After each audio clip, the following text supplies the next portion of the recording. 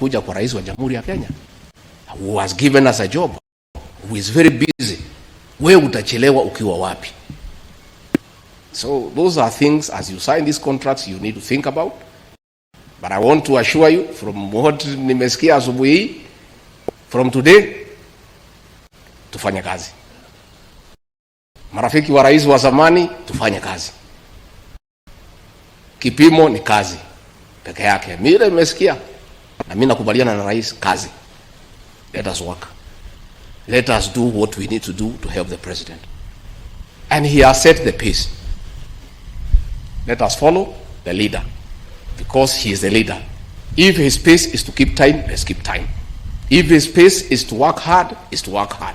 If his pace is to go up country and explain to the people, let us go and explain to the people.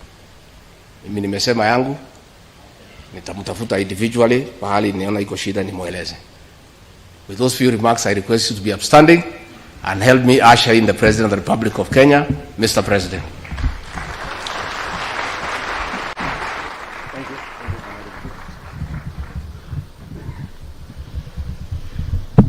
Thank you very much. Let's take our seats. Asanteni sana. Mr. Deputy President, Prime Cabinet Secretary, Ministers, PSS, our good ambassadors, the representation of the Council of Governors, the representation of Parliament present, chairs of parastatals and CEOs. Ladies and gentlemen, good morning. I welcome you to this very important occasion of signing our performance contracts. As has been said, the people of Kenya are the ultimate employers of all of us. They pay our salaries, they pay our allowances,